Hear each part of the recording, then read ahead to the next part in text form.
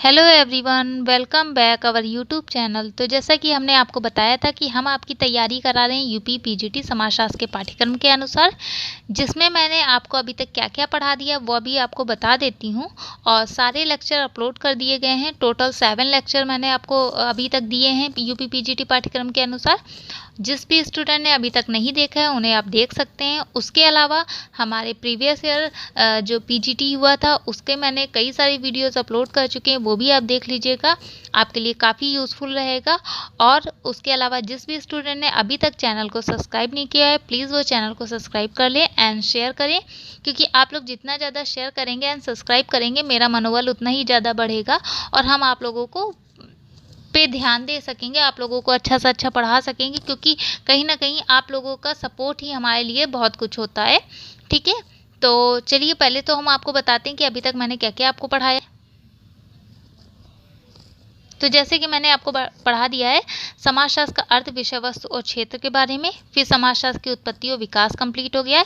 समाजशास्त्र का अन्य सामाजिक विज्ञानों से क्या संबंध है ये पढ़ा दिया है। और इस समय हम समाजशास्त्र के पाश्चात्य विचारक अगस्त काम्टे को पढ़ा चुके हैं और हर्बर्ट स्पेंसर इस समय पढ़ा रहे हैं। आज पूरी कोशिश करूंगी कि हर्बर्ट स्पेंसर का कंप्लीट हो जाए, फिर उसके बाद आपको इमाइल दुर्खिम पढ़ाएंगे, फिर मैक्स वेबर पढ़ाएंगे, उसके बाद आपका भारतीय विचारक पर आ जाएंगे। तो आइए बिना किसी के देरी के स्टार्ट करते हैं। और जो कि पिछला वीडियो मेरा जो था हर्बर्ट स्पेंसर, जिसमें हमने जीवनी, उनकी कृतियाँ और उनका जो शिक्षण विधियाँ थी उस पर मैंने चर्चा किया हुआ था। आज हर्बर्ट स्पेंसर के जो भी अवधारणा या सिद्धांत उन्होंने दिए हैं उस पर चर्चा करेंगे। ठीक है, और कोशिश करूंगी कि आज आपका हर्बर्ट स्पेंसर कंप्लीट करा दूं। तो आज चर्चा करेंगे हर्बर्ट स्पेंसर, जिन्होंने सामाजिक उद्विकास के बारे में बताया था। ठीक है, आपसे कई बार पूछा गया सामाजिक उद्विकास के बारे में चर्चा किसने किया है, तो हर्बर्ट स्पेंसर ने किया है। अब उन्होंने क्या चीज़ बताया है सामाजिक उद्विकास में, इसके बारे में थोड़ा सा जानते हैं। जैसे कि देखिए, पहले जो लिखा है वो हम पढ़ के आपको बता देंगे, फिर हम आपको समझा भी दिया करेंगे। ठीक है, जैसे कि स्पेंसर का मानना था कि जैविक उद्विकास सामाजिक उद्विकास में समानांतर प्रक्रियाएं होती, मतलब कि जिस तरह जैविक उद्विकास होता है वैसे से ही सामाजिक उद्विकास भी हुआ है। उद्विकास का मतलब उद्भव होना या उत्पत्ति होना, ये समझ लीजिए। ठीक, जिस प्रकार जैविक उद्विकास एक सरल समरूप संरचना से एक जटिल बहुरूपी या विषम संरचना के रूप में होता है, उसी प्रकार समाज का विकास भी एक सरलता से जटिलता की तरफ होता है। कि समाज का विकास जैसे आपके शरीर या जैविक उद्विकास का जो होता है वो एक सरल से एक जटिल रूप में होता है, उसी तरह समाज भी सरलता से जटिलता की ओर बढ़ता है। ये किसने बोला है? हर्बर्ट स्पेंसर ने। ठीक है, ये स्पेंसर को विचार कहाँ से आया? तो ये विचार चार्ल्स डार्विन की बुक थी द ओरिजिन ऑफ स्पीसीज। इस बुक का बहुत अधिक प्रभाव स्पेंसर पे पड़ा। उन्होंने जब इसको पढ़ा तो बताया कि संसार जो होता है, प्रत्येक प्रकार का जो संसार है उसमें भी एक कोष के जीव और जैसे मानो जैसे बहुकोषीय जीव की तरह, मतलब जिस तरह एक कोषीय जीव से मानव जैसा बहुकोषीय जीव उत्पन्न हुआ है, उसी तरह संसार भी एक कोषीय जीव से लेकर के मानव जैसा बहुत बहुकोषीय जटिल जीव के रूप में उसका विकास हुआ है। इस बात पे स्पेंसर ने बात किया। ठीक, और इन्होंने बताया कि जो उद्विकास होता है वो एक सार्वभौमिक, शाश्वत और सर्वव्यापी प्रक्रिया है। ठीक है, उद्विकास के बारे में इन्होंने बोला है कि उद्विकास क्या है? एक सार्वभौमिक, शाश्वत और सर्वव्यापी प्रक्रिया है जो सभी जगह एक ही तरह से संपादित होती है। स्पेंसर के अनुसार सामाजिक प्रक्रिया अनोखी होती है, इसलिए समाजशास्त्र को विज्ञान के रूप में उद्विकास के प्रारंभिक स्तरों में उद्विकास के नियमों को लागू करके समाज के वर्तमान स्तर की विवेचना करनी चाहिए। तो इन्होंने बताया है कि समाजशास्त्र को अगर विज्ञान के रूप में देखना है तो पहले जो उद्विकास के नियम है उसे समाज पे लागू करें, फिर उसका वर्तमान स्तर की विवेचना करें। ये स्पेंसर का मानना था। ठीक है, और स्पेंसर का कहना था कि संसार के सभी तत्व, चाहे वो जीवित हो या निर्जीव हो या सामाजिक हो या असामाजिक हो, सभी में उद्विकास के नियम संचालित होते हैं। ठीक है, इन्होंने कहा था क्या, चाहे जीवित हो, चाहे निर्जीव हो, चाहे सामाजिक हो या असामाजिक हो, सभी में क्या है? उद्विकास के नियम संचालित होते हैं। और जो उद्विकास का आधारभूत मूल्य होता है वो क्या होता है? एकीकरण और विभेदीकरण। मतलब उद्विकास जो होगा पहले एकीकरण होगा, फिर उसका क्या होगा? विभेदीकरण होगा। मतलब पहले सरल होगा, फिर क्या होगा? जटिल होगा। चाहे वो आप समाज के रूप में देखें या फिर आप वो जैविक उद्विकास के रूप में देखें। ठीक है, तो अगर आपसे पूछा जाए सामाजिक उद्विकास के, तो हर्बर्ट स्पेंसर, क्योंकि उन्होंने समाज के उद्विकास के बारे में किस तरह उसका उद्विकास हुआ है। और स्पेंसर समस्त ज्ञान इस मान्यता पर आधारित है कि संपूर्ण संसार और उसमें मानव के स्थान को समझने का केंद्रीय बिंदु क्या है, उद्विकास है। चाहे वो संसार को समझना हो, स्पेंसर ने बोला है, चाहे वो मानव को समझना हो, उसका समझने का एक केंद्रीय बिंदु क्या होगा, उद्विकास ही होगा। तो घुमा फिरा के आपसे क्वेश्चन ये भी किया जा सकता है कि स्पेंसर ने संसार या मानव को समझने का केंद्रीय बिंदु किसे माना है, तो उद्विकास को माना है। इस चीज़ को ध्यान रखिएगा, ठीक है। उद्विकास क्या होता है, अपेक्षाकृत असीमित असंबंध समरूप से एक निश्चित संबंध और असमरूपता की ओर परिवर्तित होता है, ठीक है। और उद्विकास के कारण किसी भी इकाई की संरचना और प्रकारों में परिवर्तन होता है। आकार में वृद्धि होने से विभेदीकरण बढ़ता है, आकार के बढ़ने से उसकी सरलता संरचना में क्या होती है, जटिलता आती है। अतः सामाजिक उद्विकास जीवों के समान विखंडन की अवस्थाओं में विकसित होता है। शुरुआत में जीवों के अंगों में समानता होती है, जैसे जैसे उसका विकास बढ़ता जाता है अंग एक दूसरे से भिन्न होते जाते हैं और अंगों के विकास और भिन्न होने से अंगों में अंतर्निर्भरता भी बढ़ जाती है, मतलब एक दूसरे पर अंतर्निर्भरता बढ़ जाएगी। उसी तरह इन्होंने बताया कि सामाजिक उद्विकास की प्रक्रिया में भी समाज के विभिन्न अंग होते हैं और जैसे ये अंग विकसित होते जाते हैं वैसे वैसे विभिन्न अंगों में श्रम विभाजन और विशेषीकरण बढ़ता जाता है, ठीक है। इन्होंने बताया जिस तरह जीव का होगा, शरीर होगा, उसका धीरे धीरे विकास होगा, उसमें एक दूसरे पर निर्भरता बढ़ती जाएगी, वैसे ही समाज होता है, समाज में धीरे धीरे विकास होता है, विभिन्न अंगों में श्रम विभाजन और विशेषीकरण बढ़ता जाता है। ये इन्होंने बोला था सामाजिक उद्विकास में, ठीक है। और इन्होंने बताया था कि समाज में पहली जो आरंभिक अवस्था थी वो क्या थी, शिकार करने वाली, गुलाम बनाने वाली, सरल खेती करने वाली और साधारण औजारों का निर्माण करने वाली। उसके बाद क्या हुआ कि समाज के विकास के साथ अंग असमान होते गए, व्यवस्थाओं में जटिलता विकसित होने लगी, असमानता बढ़ती गई और प्रत्येक इकाई का प्रकार अलग अलग हो गए, मतलब प्रत्येक इकाई के सभी कार्य अलग अलग हो गए। इससे क्या हुआ, सभी लोग एक दूसरे पे अंतर्निर्भरता क्या हो गई, बढ़ गई, ठीक है। पहले क्या था, एक सरल समाज था, फिर क्या हुआ, वो जटिल जब समाज हुआ तो सबके कार्य अलग अलग हो गए, इसलिए एक दूसरे पे अंतर्निर्भरता बढ़ती चली गई, ये बोला स्पेंसर ने।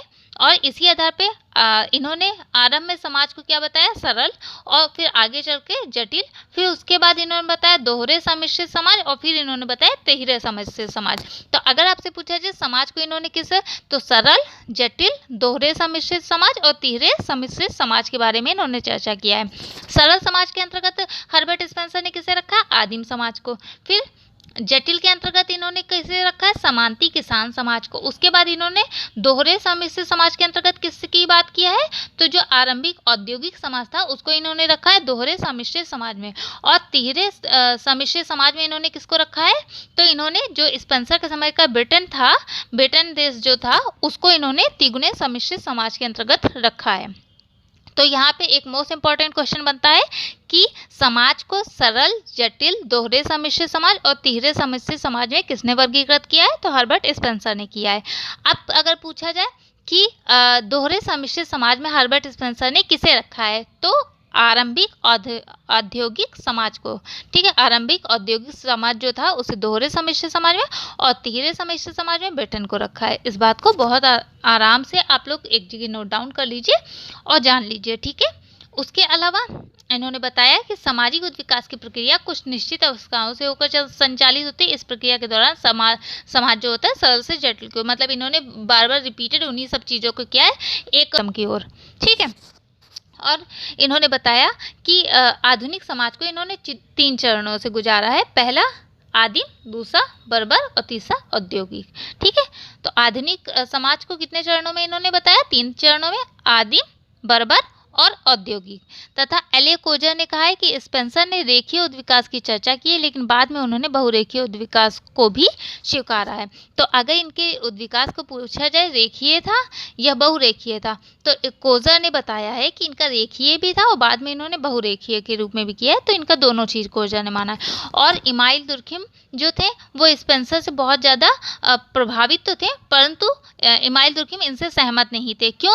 क्योंकि उन्होंने, स्पेंसर ने सर्वप्रथम समाज के प्रकार्यवाद का प्रयोग किया और उन्होंने चार्ल्स डार्विन के जैविक सिद्धांतों को समाज के सांस्कृतिक रूप में लागू किया, लेकिन सामाजिक उद्विकास को प्रचारित किया। परंतु जिस तरह डार्विन ने जीव जगत के लिए अपने सिद्धांतों को प्रमाणित किया था, उसी तरह स्पेंसर ने सामाजिक उद्विकास को प्रमाणित करने के लिए कोई प्रमाण नहीं दिए। तो इसलिए इमाइल दुर्खिम इनसे प्रभावित बहुत थे, लेकिन इनसे सहमत नहीं थे। अब अगर बात करें, ये हो गया आपका सामाजिक उद्विकास की। सामाजिक उद्विकास में इन्होंने चार्ल्स डार्विन की बुक से प्रभावित हुए और जिस तरह चार्ल्स डार्विन ने जैविक उद्विकास के बारे में चर्चा किया, उसी तरह इन्होंने समाज को पूरी तरह से देखा और समाज को भी जैविक उद्विकास के आधार पे ही इन्होंने पूरी चर्चा कर दी कि समाज भी सरल से जटिलतम की ओर जाता है, इसका किस तरह विभाजन होता है वो बताया। ठीक है, तो ये हो गया आपका सामाजिक उद्विकास। अब पूछा जाता है समाज की सावयवी अवधारणा किसने दी। ठीक है, समाज की सावयवी अवधारणा किसने दी, तो ये भी हर्बर्ट स्पेंसर ने देखी थी। अब ये सावयवी अवधारणा में क्या बातचीत करते हैं, इसके बारे में चर्चा थोड़ी सी कर लेते हैं। तो देखिए, स्पेंसर ने सर्वाधिक प्रतिष्ठा उनके द्वारा स्थापित समाज की प्राणी शास्त्रीय सावयवी अवधारणा के कारण आई। तो सावयवी अवधारणा सबसे ज्यादा इनकी फेमस है। ठीक है, किसने दिया, हर्बर्ट स्पेंसर ने, याद रखिएगा। स्पेंसर का मानना था कि समाज जो होता है एक वास्तविक यथार्थ होता है तथा उन्होंने इस विचार का खंडन किया है कि समाज केवल वैचारिक अस्तित्व है। मतलब इन्होंने समाज को एक वास्तविक यथार्थ माना है, ना कि वैचारिक अस्तित्व। ठीक है, इस चीज को ध्यान में रखिएगा कि क्या ये समाज को वास्तविक यथार्थ मानते हैं या वैचारिक की अस्तित्व मानते हैं, तो वास्तविक यथार्थ मानते हैं। इसी कारण उनका विश्वास था कि समाज एक विशेष प्रकार का यथार्थ है जो वास्तव में उपस्थित होता है, क्योंकि भिन्न भिन्न इकाइयों के बने होने के बावजूद एक सामान्य समानता को बनाए रखता है और एक सामूहिक अस्तित्व को प्रमाणित करता है। इसीलिए उन्होंने समाज को एक सावयवी प्रारूप दिए किया जो कि जटिल और गयात्मक है। इन्होंने समाज का जो सावयवी प्रारूप तैयार किया था उसमें बताया कि समाज जो होता है वो यथार्थ होता है क्योंकि वो वास्तव में उपस्थित होता है, उसकी भिन्न भिन्न इकाइयाँ होती हैं जो कि एक सामान्य समानता को बनाए रखते हुए एक अस्तित्व को प्रदान करती हैं। ठीक है, तो इन्होंने समाज को क्या माना, एक वास्तविक यथार्थ माना है। और इसके बारे में इन्होंने अपनी पुस्तक है प्रिंसिपल ऑफ सोशियोलॉजी, जिसके शीर्षक में उन्होंने लिखा है कि समाज क्या है, एक जीव है। ठीक है, समाज को क्या माना है, एक जीव माना है। इस हिसाब से इन्होंने समाज को एक वास्तविक यथार्थ, क्योंकि उसे हम उसकी उपस्थिति को देख सकते हैं। ठीक है, और समाज एक अधि जैविक अस्तित्व है। ठीक है, तो ये भी पूछा गया है कि स्पेंसर ने समाज को क्या माना है, तो स्पेंसर ने समाज को एक अधि जैविक अस्तित्व माना है और जीवों के स्तर से ऊपर उठा हुआ अपने आप में एक अस्तित्व माना है। स्पेंसर कैसे विचार रखते हैं, तो स्पेंसर व्यक्तिवादी विचार रखते हैं। अगर पूछा जाए स्पेंसर कैसे विचार रखते हैं, तो व्यक्तिवादी विचार रखते हैं। इसीलिए उनका विश्वास था कि जैविक जीवों के विपरीत समाज का अस्तित्व व्यक्तियों के लिए होता है। ठीक है, जैविक जीवों के विपरीत समाज का अस्तित्व किसके लिए होता है, व्यक्तियों के लिए होता है, क्योंकि ये व्यक्तिवादी विचारक थे, इसलिए इन्होंने समाज का अस्तित्व किसके लिए बताया है, व्यक्तियों के लिए बताया है। ठीक, अब जानते हैं समाज और सावयव के मध्य क्या समानता है। ठीक है, समानता देखेंगे फिर अंतर देखेंगे। तो समानता की अगर बात की जाए तो समाज और सावयव का विकास क्या हुआ है, धीरे धीरे हुआ है। ठीक है, समाज का विकास और सावयव का विकास क्या हुआ है, धीरे धीरे हुआ है। और जैविक उद्विकास के समान ही समाज के आकार में वृद्धि सरलतम से जटिलतम की ओर जाती है, जो कि इनका पहले हमने आपको समझा ही दिया है। और संरचना के विकास के साथ साथ चाहे वह जीव के क्षेत्र में हो या समाज के क्षेत्र में, उनके कार्यों में विभेदीकरण और विभाजन बढ़ता चला जाता है, क्योंकि पहले सरल था फिर जटिल हुआ, तो जाहिर सी बात है उनके कार्यों में भी जटिलता आएगी। ठीक है, विभाजन होगा। उद्विकास की इस प्रक्रिया से समाज और जीवों की संरचना कार्यों में विभेदीकरण होता है और उसमें विभिन्न इकाइयों के अंतर संबंध व अंतर निर्भरता देखने को मिलती है। जाहिर सी बात है जब विभेदीकरण होगा या विभाजन बढ़ेगा तो लोग एक दूसरे पे क्या होंगे, निर्भर होंगे, उन पे अंतर संबंध निर्धारित होंगे या अंतर निर्भरता बढ़ती चली जाएगी। ठीक है, समाज और जीव की अनुरूपता को देखें तो इसका अर्थ यह होता है कि प्रत्येक जीव एक समाज है जिससे अलग अलग अंग होते हैं। प्रत्येक जीव क्या होता है, एक समाज है जिसके अलग अलग अंग होते हैं, ये बात किया है। और इन्होंने जैविक जीव अनेक कोष्ठों से बना होता है, उसी प्रकार समाज का निर्माण भी अनेक व्यक्तियों के द्वारा होता है। ठीक है, जिस प्रकार इन्होंने शरीर को अनेक कोष्ठ मतलब सेल से बने होता है, शरीर अनेक सेलों से बना होता है। ठीक है, सेल से उत्तक बनते हैं, आपने बायो पढ़ा होगा तो उसमें आप जानते होंगे होंगे। तो उसी प्रकार समाज का निर्माण अनेक व्यक्तियों, संस्थाओं से होता है, नियमों से होता है, कानूनों से होता है। तो ये इस जैविक जीव के आधार पर इन्होंने समाज की चर्चा किया है, जिसको अभी हम पीछे अच्छे से आपको समझा चुके हैं। ठीक है, उसी के आधार पर इन्होंने समाज का सावयवी सिद्धांत भी दिया है। और एक समाज और एक जीव में जब जीवन समाप्त हो जाता है तब संपूर्णतः उसकी मृत्यु हो जाती है, चाहे वो समाज हो और चाहे जीव हो। जब उसका जीवन समाप्त हो जाएगा तो उसकी संपूर्णता से क्या होगी, मृत्यु हो जाएगी। तब भी कम से कम कुछ समय के लिए उसके अंग अलग अलग रूप में जीवित रहते हैं और सक्रिय रहते हैं। हर्बर्ट स्पेंसर ने इस बात का खंडन किया है कि समाज व्यक्तियों की सामूहिकता का संग्रह मात्र नहीं होता, अपितु अपने आप में एक अस्तित्व होता है। ठीक है, समाज व्यक्तियों की सामूहिकता का संग्रह मात्र नहीं होता, अपितु एक अस्तित्व होता है। ये किसने बोला है? ये हर्बर्ट स्पेंसर ने इस बात का खंडन किया है कि व्यक्ति जो समाज होता है व्यक्तियों की सामूहिकता का संग्रह मात्र नहीं होता, अपितु अपने आप में एक अस्तित्व होता है। ठीक है, इस चीज़ को ध्यान में रखिएगा। भिन्नता की बात की जाए, समाज और सावयव के मध्य क्या क्या भिन्नताएं होती हैं, तो एक जैविक जीव का निर्माण अनेक कोष्ठों या सेलों से हुआ है। वे एक संपूर्ण समष्टि का निर्माण करते हैं जिससे सभी अंग ठोस रूप से एक दूसरे से जुड़े होते हैं, उनका स्वतंत्र अस्तित्व संभव नहीं होता है। इसके विपरीत समाज क्या होता है, एक बिखरी हुई समष्टि है। क्यों? क्योंकि इसमें समाज के व्यक्ति अलग अलग स्वतंत्र होते हैं और सभी की घरेलू संस्थाएं, धार्मिक संस्थाएं और आर्थिक संस्थाएं होती हैं। तो अगर विभिन्नता की बात की जाए तो जिस तरह जीव का विकास कोष्ठों या उत्तकों से या सेलों से हुआ है, वो क्या होते हैं, वो आपस में जुड़े रहते हैं और आपस में एक दूसरे को सहयोग करते हैं। लेकिन अगर समाज का ये रूप देखा जाए तो समाज कहीं ना कहीं बिखरी हुई समष्टि है। क्यों? क्योंकि सभी व्यक्ति अलग अलग होते हैं, स्वतंत्र होते हैं। कोई आर्थिक संस्था होती है, कोई धार्मिक संस्था होती है, कोई घरेलू, और सभी की मान्यताएं, कानून सब अलग अलग होते हैं। ठीक, तो इस आधार पे ये एक भिन्नता है। दूसरा, जीव में चेतन शक्ति केंद्रित होती है, इसमें प्रत्येक इकाई की कोई शक्ति नहीं होती। ठीक है, जीव में क्या होती है, एक चेतना की शक्ति होती है, लेकिन समाज में कोई चेतना की शक्ति नहीं होती। जीवों में कार्यों को विभेदीकरण इस प्रकार होता है कि अनुभव और विचार की जो क्षमताएं होती हैं वो एक ही जगह किसी एक इकाई पर केंद्रित होती है। सामान्य रूप से कह सकते हैं जीवों में मस्तिष्क जैसा एक केंद्रीय अंग होता है जो सभी विचारों को, चेतना को बताता है और जो कि सभी इकाइयों को नियंत्रित रखता है और इस प्रकार वह जीव की समस्त क्रियाओं को भी नियंत्रित करते हैं। इसके विपरीत समाज की इकाइयां पृथक चेतना शक्ति होती है, क्योंकि उसके अनुभव, दुख व्यक्ति में हर जगह फैले होते हैं, सबके अलग अलग दुख, सबके अलग अलग सुख होते हैं।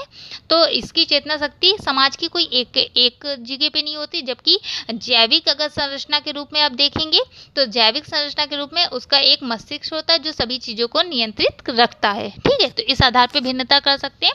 तीसरा, जीवों में प्रत्येक इकाई का योगदान उसकी संपूर्णता को बनाए रखने और जीवित रखने के लिए होता है। मानव शरीर के विभिन्न अंगों की संपूर्ण मानव शरीर के लिए होते हैं। विभिन्न अंग जो होते हैं मानव शरीर का एक निर्माण करते हैं। ठीक है, एक संपूर्णता प्रदान करते हैं।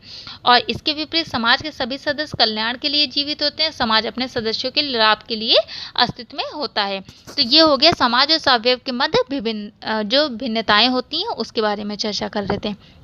तो अब यहाँ पे समझने वाली क्या बात है, देखिए हर्बर्ट स्पेंसर का बहुत ही इजी है। पहले जो जीवनी आपको पढ़ाया उसको आप देख लीजिएगा, उसमें कोई इतना खास नहीं है, बस थोड़ा बहुत समझ लीजिएगा क्योंकि जब इंटरव्यू के लिए आप जाएंगे तो काफ़ी कुछ आपका पूछा जा सकता है। आपका डीप नॉलेज देखा जाएगा कि आपने उनको कितने अच्छे तरह से पढ़ा है। दूसरा, उनकी कृतियों को देख लीजिएगा, कृतियाँ पूछी जाती हैं। उनकी जो शिक्षण विधियाँ बताई हैं वो आप जान लीजिएगा, जो कि सरल से जटिल की ओर और ज्ञात से अज्ञात की ओर और स्थूल से सूक्ष्म की ओर, ये 3 शिक्षण विधियों पे भी चर्चा किया था।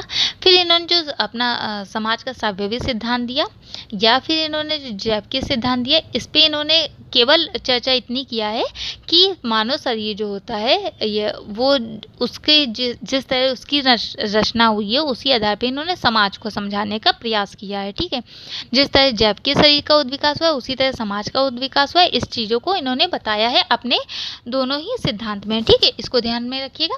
अब अगर समाज के विकास की बात की जाए, जो कि हम आपको पीछे समझा ही चुके हैं, समाज का विकास, सरल समाज, इसको जटिल समाज या यौगिक समाज भी बोल सकते हैं। तीसरा बताया था दोहरे यौगिक समाज और चौथा बताया था तिहरे यौगिक समाज। ठीक है, तो इसमें हमने आपको पिछला बताया था कि सरल समाज में आदिम समाज हो जाएगा, फिर किसान समांती समाज यौगिक समाज में आ जाएगा, दोहरे समाज में आरंभिक औद्योगिक समाज आ जाएगा और तिहरे यौगिक समाज में जो उस समय का ब्रिटेन था उसको उन्होंने रखा है हर्बर्ट स्पेंसर ने।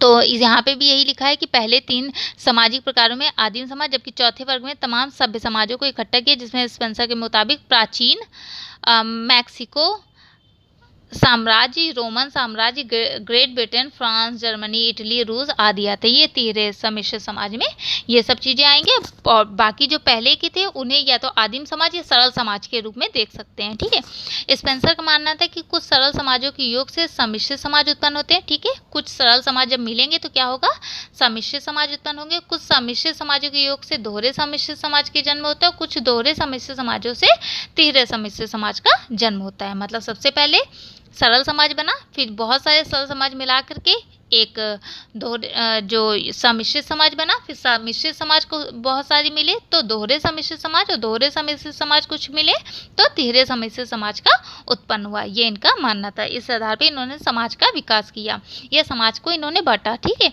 स्पेंसर के अनुसार सरल समाजों में परिवार होते हैं, सम्मिश्रित समाजों में परिवार से मिलकर कुल बनते हैं, दोहरे सम्मिश्रित समाजों में कुल से मिलकर के जनजातीय समूह बनते हैं, और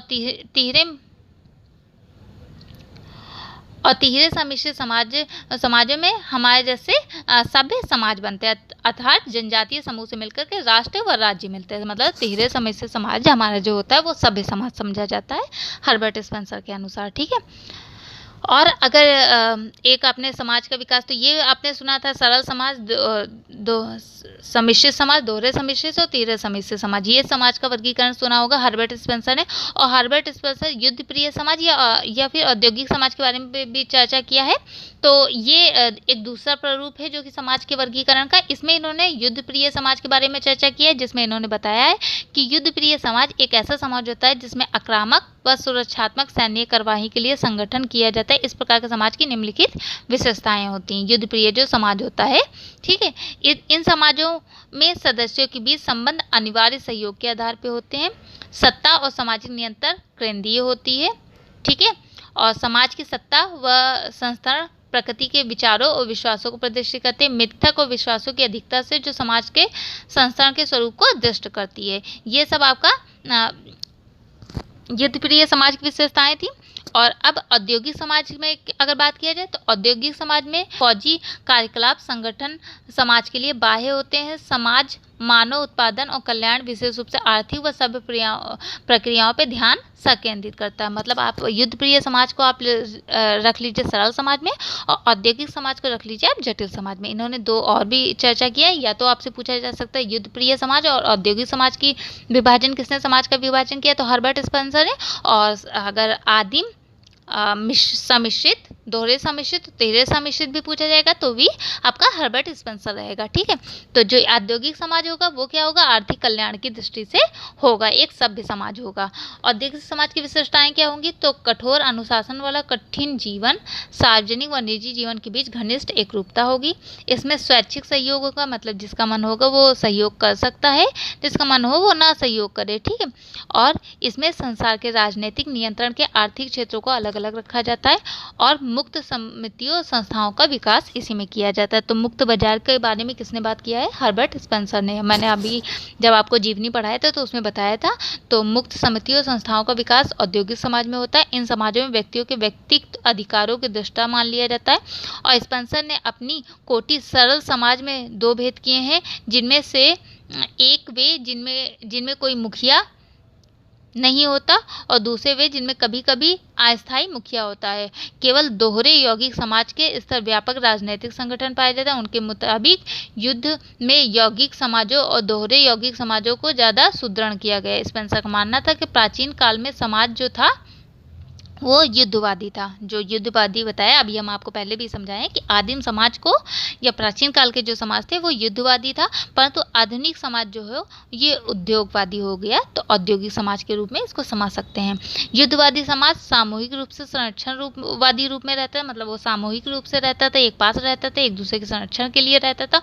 वहीं आधुनिक जो औद्योगिक समाज है इसमें व्यक्तिगत कार्यों और सेवाओं के अनुसार समाज का निर्माण होता है। ये बात की चर्चा किया गया। और सामाजिक सहयोग संगठन के दृष्टि से युद्धवादी समाज में अनिवार्य सहयोग होता था, मतलब सभी लोगों को एक दूसरे का सहयोग करना होता था, आदेशों में एकरूपता होती थी। वहीं अगर औद्योगिक समाज के बारे में बात किया जाएगा तो इसमें स्वैच्छिक सहयोग होगा, अगर कोई सहयोग करना चाहे तो करे, ना करना चाहे तो ना करे। ठीक है, युद्धवादी समाज में राज्य और व्यक्तियों के संबंध जो होते थे वो प्रधान होते थे। वहीं व्यक्ति राज्य के लिए कार्य करता था तथा स्वतंत्रता, व्यक्तिगत संपत्ति और परिवर्तन का निषेध होती। मतलब पहले जो युद्धवादी समाज था उसमें क्या होता था, सभी में व्यक्ति के जो कार्य होते थे वो राज्य बताता था, उनमें व्यक्ति सभी लोग जो कार्य करते थे वो सामूहिक कल्याण के लिए करते थे। वहीं अगर औद्योगिक समाज के बारे में, तो औद्योगिक समाज क्या हो गया, व्यक्तिवादिता की प्रधानता होगी, मतलब इसमें निजी संगठनों को ज़्यादा महत्व दिया जाता है। वहीं युद्ध प्रिय समाज में राज्य की संरचना केंद्रीकृत होती है, जबकि औद्योगिक समाज में राज्य की शक्ति विकेंद्रीकृत हो गई है, क्योंकि सबकी अलग अलग शक्तियाँ हो गई हैं। युद्ध प्रिय समाज में व्यक्तिगत व सामूहिक रूप से राज्य प्रधानता, श्रद्धा, अधिकारियों में विश्वास, आत्मनिर्भरता, अनुशासन की प्रधानता थे। इसके विपरीत औद्योगिक समाज में सम्मान, दमन का प्रतिकार, व्यक्तिवादिता और अंतर्निर्भरता को प्रोत्साहन दिया गया है। तो आप इसको अच्छे से समझ रहे होंगे कि किस तरह युद्धवादी मतलब आदिम समाज का जो भी जीवन था उसे रख लीजिए, और औद्योगिक समाज में जो वर्तमान है इसको रख लीजिए और इस आधार पे समझ लीजिए। ठीक है, तो इनका बहुत ज़्यादा कुछ नहीं था, बस इन्होंने जैव सामाजिक विकास के बारे में बात किया है, फिर समाज का साम्यवादी सिद्धांत दिया है, ठीक है, उसके बारे में बात किया। उसके बाद इन्होंने समाज का जो विभाजन किया है उसको आप याद कर लीजिएगा, जो एक 4 प्रकार बताए हैं विभाजन के और एक 2 बताया है। ठीक है, उसके बाद इन्होंने आधुनिक समाज की भी चर्चा की है, जिसमें इन्होंने आदिम, बर्बर और सभ्य समाज के बारे में चर्चा किया। ये आपको याद रखना है, बस इतना ही याद रखना है। अब एक बार जो कि एक्स्ट्रा नॉलेज हमारे चैनल का नाम है, तो उसी आधार पे हम आपको यहाँ पे जो कि अभी तक हर्बर्ट स्पेंसर के बारे में मैंने आपको पढ़ाया या बताया है, उसी के आधार पे थोड़ा सा फास्ट रिवीजन करा देते हैं कि कितना कितना बस पूछा जाना है। देखिए, इनकी मोस्ट इंपॉर्टेंट क्या है, कृतियाँ पूछी जाती हैं। तो कृतियों में जो कि फर्स्ट प्रिंसिपल है सोशल स्टैटिक, जिसका नाम डोमेस्टैटिक भी प्रारंभ में रखा था, फिर principle of sociology, the study of sociology, descriptive sociology, principle of ethics, synthetic philosophy, principle of psychology और प्रिंसिपल ऑफ बायोलॉजी, ये इनकी प्रमुख कृतियाँ थी। तो अगर पूछ लिया जाए principle of psychology, principle of biology, synthetic, ये सब कृतियाँ किसकी हैं, तो हर्बर्ट स्पेंसर। देखिए, फर्स्ट प्रिंसिपल सभी को याद होगी, प्रिंसिपल ऑफ सोशियोलॉजी सभी को याद होगी, सोशल स्टैटिक्स सभी को याद होगी, लेकिन प्रिंसिपल ऑफ इथिक्स हो गया, फिलॉसफी हो गया, प्रिंसिपल ऑफ साइकोलॉजी हो गया, प्रिंसिपल ऑफ बायोलॉजी हो गया, सिंथेटिक हो गया, डिस्क्रिप्टिव सोशियोलॉजी हो गई, ये सब भी किसकी हैं, हर्बर्ट स्पेंसर की हैं। ठीक है, याद रखिएगा इसे। और अगर अवधारणाओं की बात किया जाए, तो अवधारणाओं में समाज का साम्यवादी अवधारणा किसने दिया, हर्बर्ट स्पेंसर का। समाज का विकासीय सिद्धांत किसने दिया, हर्बर्ट स्पेंसर ने। और समझौते का सिद्धांत हर्बर्ट स्पेंसर। संस्कृति की अधिसाम्यवादी प्रकृति किसने बात किया है, हर्बर्ट स्पेंसर ने। और पराजैविक शब्द का सर्वप्रथम प्रयोग किसने किया है, तो हर्बर्ट स्पेंसर ने। जैव सदृश्यता मतलब जीवों की जैसे समाज की सदृश्यता किसने बताई है, हर्बर्ट स्पेंसर ने। और हर्बर्ट स्पेंसर को ही डार्विन का बुलडॉग कहा जाता है। ठीक है, तो डार्विन का बुलडॉग किसे कहा जाता है, हर्बर्ट स्पेंसर को कहा जाता है। ठीक है, अगर पूछ लिया जाए डार्विन का बुलडॉग किसे कहा जाता है, तो हर्बर्ट स्पेंसर को कहा जाता है। आई होप सो आपको समझ में आया होगा, और प्लीज़ चैनल को सब्सक्राइब करें एंड शेयर करें, एंड फेसबुक पेज और टेलीग्राम चैनल को भी ज्वाइन कर लीजिए। उस पर भी आपको काफ़ी कुछ चीज़ें मिला करती हैं, पीडीएफ भी प्रोवाइड होती रहती है। तो आप पीडीएफ के लिए आपको ज्वाइन करना पड़ेगा टेलीग्राम चैनल, उसे ज्वाइन कर लीजिएगा और प्लीज़ चैनल को सब्सक्राइब कर लीजिएगा। And thank you for watching my channel.